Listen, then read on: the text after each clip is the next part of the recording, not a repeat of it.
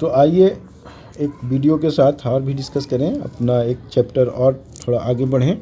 So basically ग्रहों के स्वामी ये हम पिछले वीडियो में डिस्कस कर रखे हैं। और स्वक्षेत्री मित्र गृही है ना, इन सब का क्या होता है उद्देश्य। फिर बात करते हैं हम उच्च का, है ना, उच्च का, नीच का, है ना, ये सब का क्या असर होता है। सो इन सब की बात हम करना शुरू करते हैं आज। तो अगर हम देखें एक चार्ट बनाकर, ये चार्ट तो बड़ा कॉमन है, बनाना ही पड़ता है समझने के लिए। तो आप हमारे पहले वाले वीडियो को देखते रहें, उससे आगे सीखते रहें और डिस्कशन करें। कुछ क्वेश्चन भी कर सकते हैं, कुछ कमेंट्स करें, ताकि ऐसा लगे कि हाँ कुछ हम भी करने जा रहे हैं आप लोगों के लिए। तो जैसा कि प्रथम भाव लग्न होता है, हम लोग डिस्कस कर रखे हैं। हम बार बार एक किसी दूसरा मीन्स वृक्ष लग्न को ही रखते हैं ताकि समझने में आसान हो। और बाकी तो यहाँ पर कोई भी नंबर हम डाल सकते हैं, लेकिन वृक्ष रख रहे हैं। और उसके बाद दूसरा नंबर के बाद 3, 4, 7, 8, 9, 10, 11, 12, 1। हमारा कहना है ये कि अब हम इसमें एग्जाम्पल देंगे, एग्जाम्पल में कि अगर मान लीजिए कि हमेशा जब स्वामी की बात आती है ना, जब घर में कोई स्वामी बैठा है तो स्वामी का असर ज़्यादा होता है ना। तो अगर हम बात करेंगे कि सबसे पहली बात है कि स्वामी, स्वामी का क्या है। स्वामी का मतलब ये है कि इस भाव का स्वामी कौन है। तो हम स्वामी का एक चार्ट भी पहले डिस्कस कर रखे हैं। जैसे इसका मंगल होगा, है ना, उसी तरह से मंगल के बाद इसका शुक्र होता है, मतलब मेष का मंगल होता है। और वृक का क्या होता है, शुक्र। और बुध, मेघ वृक, मिथुन कर्क चंद्रमा, सिंह सूर्य, इसका फिर कन्या का बुध, फिर शुक्र, वृश्चिक का मंगल, ये बृहस्पति देव, ये शनि और ये बृहस्पति, इन सब के ये स्वामी हैं, है ना। तो अब समझ में आ गया होगा आपको कि बेसिकली किस राशि में कौन स्वामी है, और ये कंसेप्ट क्लियर है, ये हमेशा कामयाब होगा। तो अगर हम देखेंगे कि यहाँ पर कोई भी लग्न में, मीन्स ये लग्न है, इसमें कोई भी नंबर है, अगर ये 5 नंबर होगा यहाँ पर, मीन्स लग्न भाव में अगर ये कोई भी नंबर होगा तो उसका स्वामी ये सभी ग्रह होंगे। ये जो नंबर है जो 5 अगर यहाँ भी रहेगा लग्न भाव में तो इसका स्वामी सूर्य ही होंगे।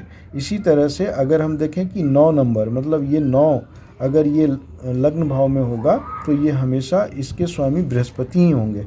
सो बेसिकली स्वामी का कंसेप्ट यही है। अब बात ये आती है कि स्वामी का जो प्रोविज़न है मीन्स जन्म कुंडली में, ये जन्म कुंडली में ये है कि जब भी स्वामी अपने घर में हो, तो अपने घर में हो तो वो हमेशा जो विचार होगा, उसका जो फल होगा वो शुभ होगा। मीन्स अगर शुभ होगा,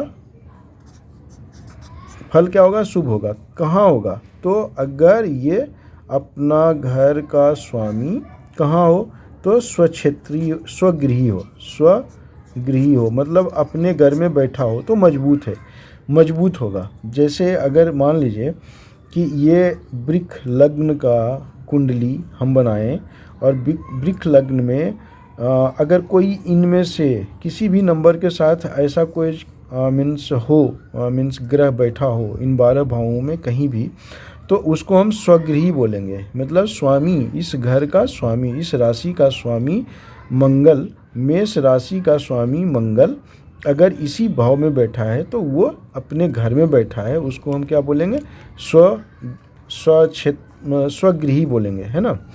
तो अब क्या है, इसको स्वक्षेत्री भी बोल सकते हैं, स्वामी भी बोल सकते हैं, ऐसा समझने के लिए। लेकिन अब एक हम जो चार्ट डिस्कस किए थे, वो चार्ट में ये डिस्कस किए थे कि हम लोग अभी मित्र और शत्रु, है ना, के बारे में भी समझना चाह रहे थे। तो अगर हम देखें तो किसी भाव में अगर सूर्य का और चंद्रमा का, मंगल का, बुध बृहस्पति का, तो ये जो अभी हम ये सूर्य का स्वामी सूर्य का मित्र कौन होता है? तो चंद्रमा होता है, मंगल होता है और बृहस्पति होता है। तो सूर्य के साथ अगर हम कॉम्बिनेशन देखेंगे तो इसी तरह से सभी का अपना कुछ ना कुछ ग्रह मित्र होता है, कुछ शत्रु होता है। तो अगर ये मित्र ग्रह ही होता है ना, स्वग्रही में भी क्या हुआ? फल शुभ होगा। मित्र के गृह में भी है मित्र ग्रही, तो वो भी फल शुभ होता है। उसी तरह से अगर उच्च का है ना, उच्च का है तो उच्च का भी है तो उसका भी फल शुभ होगा। शुभ मतलब क्या हो रहा है कि स्वामी है, किसी घर का स्वामी है, अपने भाव में बैठा है तो वो शुभ फल देगा। स्वगृही है मतलब वही स्वामी से अपने घर में बैठा है तो शुभ फल देगा। मित्र के घर में है तो भी शुभ है, उच्च में है तो भी शुभ का विचार ही होगा। तो ये कंसेप्ट है। अब क्या है ना कि इसी में से थोड़ा सा ये भी है कि अगर मान लीजिए आगे हम बात करें कि कोई ग्रह अस्त हो। अस्त का एक नया वर्ड आ रहा है। तो अस्त किसको बोलते हैं? अस्त बोलते हैं वो कि जो सूर्य के आसपास हो, है ना। सूर्य के आसपास अगर है मीन्स सूर्य जिस घर में बैठा है उसी घर में कोई दूसरा ग्रह आ गया तो उसको अस्त बोलते हैं, है ना। तो ये तो अस्त का कंसेप्ट है। लेकिन फिर अगर मान लीजिए कोई ग्रह अपने नीच में बैठा हो, नीच स्थान में बैठा हो, जैसे उच्च में बैठा है, हम उच्च की बात कर रहे थे तो उच्च और नीच का भी डिस्कशन हम पिछले वीडियो में कर रखे हैं, तो उस पर भी विचार करना मीन्स उचित होगा। तो अगर अस्त है या नीच का है या फिर क्या कि मतलब अगर ऐसा कुछ होता है कि वो केंद्र में भी हो या त्रिकोण में भी हो लेकिन वो नीचस्थ है और अस्त है तो उसका क्या होगा फल? वो फल शुभ फल नहीं देगा, है ना। शुभ फल नहीं देगा, शुभ फल नहीं दे पाएगा। कब नहीं देगा? क्यों? क्योंकि वो अस्त है, क्योंकि वो नीचस्थ है ना। इस तरह से तो नीच और उच्च का भी उसी तरह से विचार करते हैं हम लोग।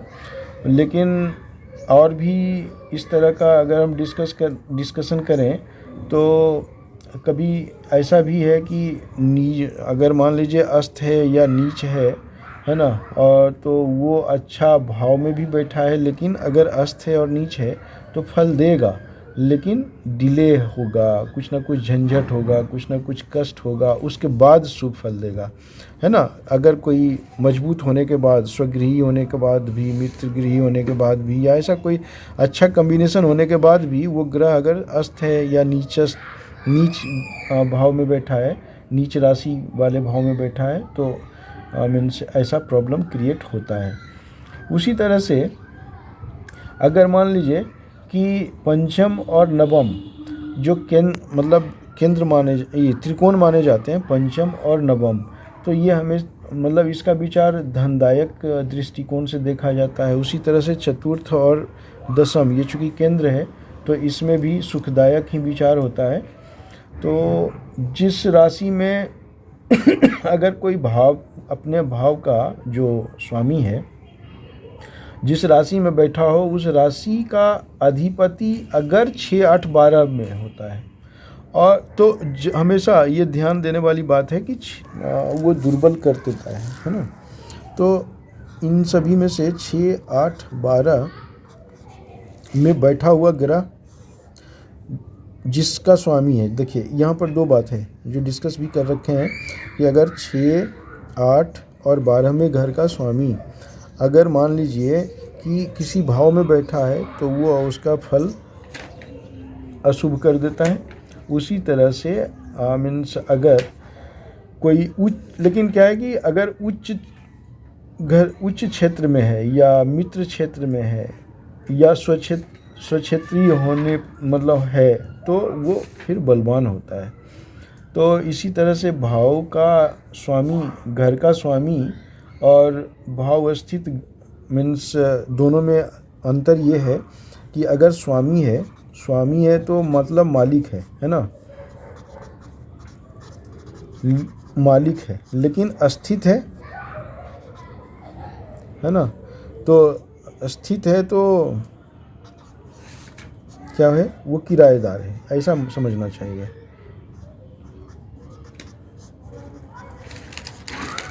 ये क्यों? इसलिए कि इन सभी को मैं दिखाया हूँ इसलिए कि ये सभी अपना स्वामी है, लेकिन अगर इसी में से कोई दूसरा ग्रह का कॉम्बिनेशन हो तो वो किराएदार जैसा स्वरूप होगा उसका, ऐसा समझना चाहिए। फिर अगले वीडियो में डिस्कस करेंगे और भी। धन्यवाद।